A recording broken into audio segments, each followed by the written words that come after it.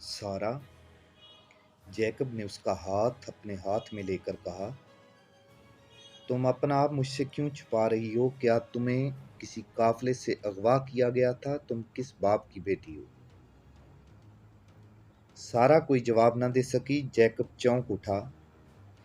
दोनों ने खिड़की की तरफ देखा जो खुली हुई थी। वहां एक साया खड़ा नजर आया। सारा ने जैकब के कान में सरगोशी की, पलंग के नीचे हो जाओ। जैकब ने अंधेरे से फायदा उठाया, आहिस्ता से सिर कर फर्श पर बैठा और आवाज पैदा किए बगैर पलंग के नीचे चला गया। सारा लेट गई। सारा खिड़की के साथ खड़े साए की आवाज आई। ये एक बूढ़ी औरत की आवाज थी जो बाज रातें नाचने गाने वालियों को देखा करती थी कि कोई लड़की गैर हाजिर तो नहीं।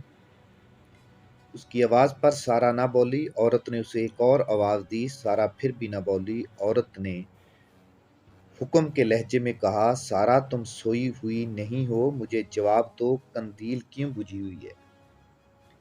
सारा ने मुंह से ऐसी आवाज निकाली जैसे हड़बड़ाकर जाग उठी हो। घबराहट की अदाकारी करते हुए बोली, कौन हो? क्या हो गया है? मैं उधर से आकर बताती हूँ। औरत का साया खिड़की से हट गया। वो दरवाजे की तरफ से आना चाहती थी।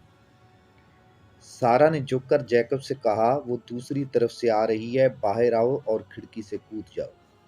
नहीं सारा, जैकब ने पलंग के नीचे से निकलकर कहा, मैं इसे जानता हूँ, आने दो इसे। मैं इसकी मुट्ठी गर्म कर दूंगा तो खामोशी से चली जाएगी। ये खबीस औरत है, सारा ने कहा।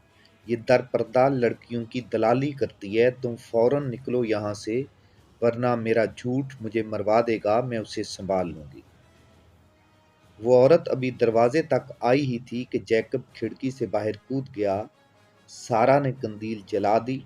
औरत अंदर आई। जिस्म के लिहाज से वो औरत कम और मर्द ज्यादा थी। वो सारा पर बरस पड़ी।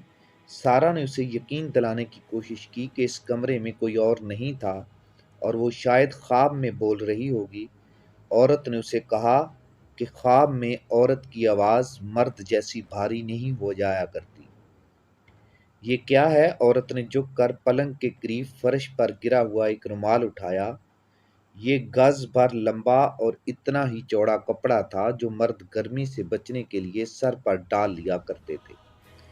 ये किसका है? ये उसका है जो तुम्हारे पास आया बैठा था। वो कौन था? तुमने उससे कितनी रकम ली थी? मैं इस्मत फरोश नहीं, सारा ने गुस्से से कहा। मैं रकासा हूं, तुम जानती हो मैं किसी मर्द को मुंह नहीं लगाती। सुनो सारा। औरत उसके पास बैठ गई और उसके कंधे पर हाथ रखकर शफकत से बोली, ये तो मैं भी जानती हूँ तुम रकासा हो, मगर तुम ये नहीं जानती कि रकासा फौज के जर्नैल या शहर की हाकम नहीं हुआ करती। मैं इतनी सी बात कह दूंगी कि तुम्हारे पास रात को एक आदमी आया था। वो तुम्हें बैरूत के किसी इंतहाई घटिया कैबा खाने में बेच डालेंगे या तुम्हें कैद में डाल देंगे। उस नशे में बात ना करो कि तुम शाही रकासा हो, यहाँ तुम्हारा कोई मकाम नहीं। तुम मतलब की बात करो। सारा ने कहा, तुम मुझ पर जो मेहरबानी करना चाहती हो उसका मुआवजा क्या लोगी? मैं भी अदा कर देती।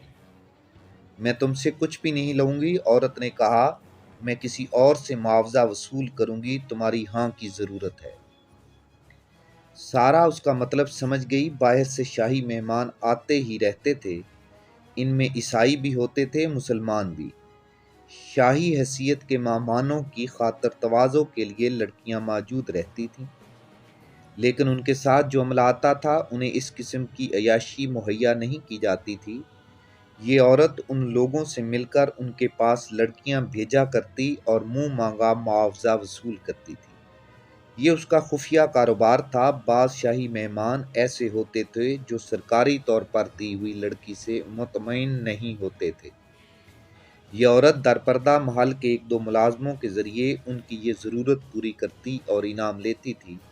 सारा उसके हाथ कभी नहीं आई थी, मगर अब ये लड़की उसके जाल में आ गई। वो अगर बताती कि उसके पास जैकब आया था और उसके साथ उसका तल्लक पाक है तो ये औरत कभी यकीन न करती। اور دوسرا ظلم یہ ہوتا کہ جیکب کو قید میں ڈال کر بڑی ہی ظالمانہ اذیتیں دے دے کر مار دیا جاتا۔ سارا عورت نے کہا، اگر اپنے ہولناک انجام سے بچنا چاہتی ہو تو میری بات مان لو، باہر سے دو مہمان آئے ہوئے ہیں، بہت دولت مند ہیں، برسوں سے وہ ملازموں سے کہہ رہے ہیں کہ انہیں اچھی قسم کی لڑکیوں کی ضرورت ہے۔ یہ دراصل ان کی عادت ہے، اپنے ہاں حرموں میں 20-30 لڑکیاں جمع کیے رکھتے ہیں۔ یہاں بھی یہی چاہتے ہیں کہ ان کے کمروں میں لڑکیوں کی چہل پہل لگی رہے۔ کل تم ان سے ایک کے پاس چلی جاؤ۔ کون ہے وہ؟ سارا نے پوچھا۔ اگر مسلمان ہیں تو میں ان کے پاس نہیں جاؤں گی۔ تو قید خانے میں جاؤ۔ عورت نے کہا، ہوش میں آؤ، اپنے آپ کو دیکھو، تم کیا ہو، اپنے پیشے کو دیکھو، شریف بننے کی کوشش نہ کرو، وہ دل کھول کر انعام دیں گے جس میں تمہارا حصہ بھی ہوگا، اور پکڑے گئے تو ہمیں پکڑنے والوں کا منہ بند رکھا کرتی ہوں۔ عورت نے کہا، کل رات تیار رہنا، اب تم سے بالکل نہیں پوچھوں گی کہ ابھی بھی تمہارے پاس کون آیا تھا۔ عورت چلی گئی۔ سارا کے آنسو بہنے لگے۔ جیکب بھاگنے والا آدمی نہیں تھا، لیکن وہ اس ڈر سے نکل گیا کہ سارا کی مصیبت آ جائے گی۔ اسے امید تھی سارا اس غلیظ دنیا کی لڑکی ہے، وہ اس عورت کو سنبھال لے گی۔ وہ شہر کی طرف چلا جا رہا تھا، اس کے ذہن پر سارا چھائی ہوئی تھی۔ سارا اسے دلی محبت ہو گئی تھی اور سارا اس کے لیے مومنہ بھی بن گئی تھی۔ اسے رہ رہ کر یہی خیال آ رہا تھا کہ سارا کسی مسلمان باپ کی بیٹی ہے۔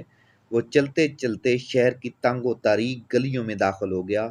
گلیوں کے موڑ مڑتا ایک مکان کے سامنے رکا اور دروازے پر دستک دی۔ کچھ دیر بعد دروازہ کھلا۔ کون؟